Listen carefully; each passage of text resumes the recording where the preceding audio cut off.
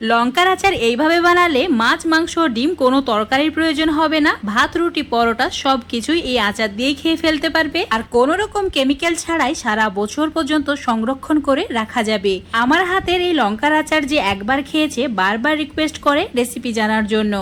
আজকের এই লঙ্কার আচার বানানোর জন্য লাগবে একদম বড় সাইজের সবুজ দেখে লঙ্কা। আর এই লঙ্কা দিয়ে আচার বানালে আচার হবে একদমই পারফেক্ট। আচার বানালে অবশ্যই এইরকম লম্বা দেখে লঙ্কাগুলো কিনবে। এবার এই লঙ্কা ভালো করে জল দিয়ে পরিষ্কার করে ধুয়ে নিতে হবে।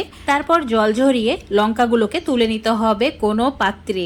তো একদম ফুটো কোনো পাত্রের মধ্যে তুলে নেবে যাতে এক্সট্রা জলটা ঝরে যায়। তারপর কোনো সুতির কাপড়ে এইভাবে লঙ্কাগুলোকে ছড়িয়ে দিতে হবে যাতে এটা শুকিয়ে যায়। তোমরা চাইলে এটা কিন্তু ফ্যানের বাতাসে এভাবে রেখে দিতে পারো, রোদে দেওয়ার কোনো প্রয়োজন নেই, ফ্যানের বাতাসে রাখলেই হবে। লঙ্কাগুলো ফ্যানের বাতাসে 1 ঘন্টা রাখার পর এখন এই লঙ্কার বোটাগুলোকে ছাড়িয়ে নিতে হবে। আর যদি কোনো পচা বা নষ্ট লঙ্কা থাকে সেগুলোকে ফেলে দিতে হবে। এবার এই লঙ্কাগুলো কেটে নিতে হবে। তোমরা চাইলে ছোট ছোট টুকরো করে কেটে নিতে পারো, কিন্তু এইভাবে কেটে নিলে লঙ্কার আচার খেতে বেশি সুস্বাদু হয়। তো এইভাবে চেষ্টা করবে কাঁচি দিয়ে লম্বা করে কেটে নেওয়ার। কাঁচি বা বটি দিয়ে কেটে নেবে, খুবই সহজে অল্প সময়ে কেটে নেওয়া হয়ে যাবে। এখন এটা সাইডে রাখা থাক। এবার মশলা বানিয়ে নিতে হবে। গোটা মশলা দিয়ে মশলা বানানোর জন্য চুলোর উপর একটা ফ্রাই প্যান নিতে হবে। অ্যাড করে দিতে হবে মৌরি 4 চামচ। এখানে বড় চামচের মাপ করে 4 চামচ মৌরি নিয়েছি আর 2 চামচ নিয়েছি গোটা জিরে।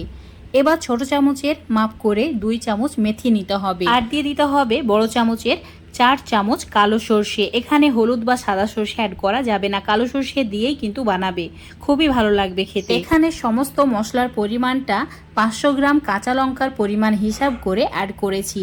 যদি তোমরা লঙ্কার পরিমাণটা কমাও তাহলে মশলার পরিমাণটাও কমিয়ে নেবে। 500 গ্রাম কাঁচা লঙ্কার জন্য এতটুকু গোটা মশলা একদমই পারফেক্ট। মশলা ভেজে নেওয়ার পর ঠান্ডা করে নিতে হবে। তারপর মিক্সচার জারের মধ্যে গুঁড়ো করে নিতে হবে। তো খুব বেশি মসৃণ করে ফেলবে না, হালকা একটু গোটা গোটা থাকলেও কিন্তু ভালো লাগবে খেতে। এবার চুলোর উপর ফ্রাই প্যান নিয়েছি, অ্যাড করে দিচ্ছি 1 কাপ মানে 200 গ্রাম মতো সর্ষের তেল। তেল খুব ভালোভাবে ধোয়া ওঠা পর্যন্ত গরম করে নিতে হবে। দেখতে পাচ্ছ ধোয়া উঠতে শুরু করেছে, তো চুলো থেকে নামিয়ে ঠান্ডা করে নিচ্ছি। এবার নিতে হবে লেবু। তো ভিনিগারের পরিবর্তে লেবু ইউজ করব। তো এখানে 500 গ্রাম কাঁচা লঙ্কার জন্য 8টি লেবু লাগবে। লেবুর রসটা বের করে নিতে হবে। যদি তোমরা ভিনিগার দিতে চাও, মানে যে সাদা সিরকা পাওয়া যায় সেটা, তাহলে 8 চামচ মতো অ্যাড করবে। সমস্ত লেবু থেকে রসটা বের করা হয়ে গেছে, সাইডে রেখে দিচ্ছি।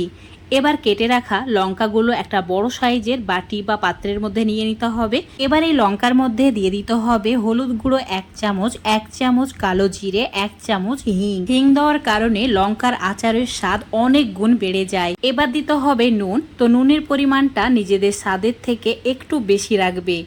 আচারে নুনের পরিমাণটা একটু বেশি রাখতে হয়। আর দিয়ে দিতে হবে কাশ্মীরি লঙ্কার গুঁড়ো, রঙের জন্য একদম পারফেক্ট একটা কালার আসবে।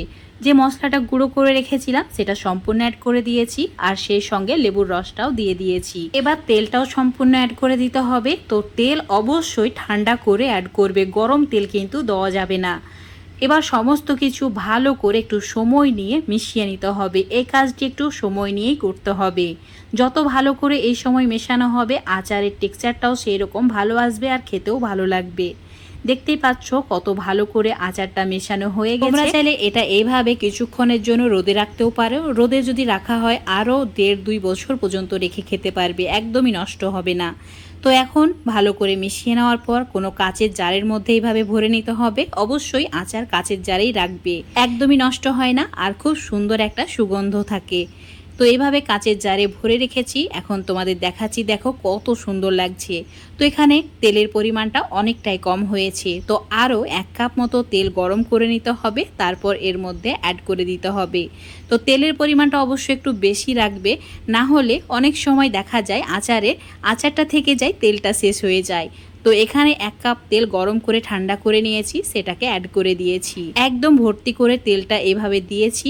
এখন এটা বছরের জন্য সংরক্ষণ করে রেখে দিলাম। আশা করছি আজকের এই কাঁচা লঙ্কার আচারের রেসিপিটা তোমাদের ভালো লেগেছে। ভালো লাগলে অবশ্যই এইভাবে একবার বানিয়ে খেয়ে দেখবে। আমার রেসিপি ফলো করে যদি এইভাবে আচার বানাও, যে খাবে সেই প্রশংসা করবে। আজকের এই কাঁচা লঙ্কার আচারের রেসিপিটা যদি তোমাদের ভালো লেগে থাকে অবশ্যই লাইক, শেয়ার, কমেন্ট করে দেবে। ফেসবুক পেজ থেকে দেখলে পেজটাকে ফলো করে নেবে, ইউটিউব থেকে দেখলে চ্যানেলটাকে সাবস্ক্রাইব করে রাখবে আরও এরকম রেসিপিগুলো পাওয়ার জন্য। তো বন্ধুরা অবশ্যই একবার ট্রাই করে দেখবে।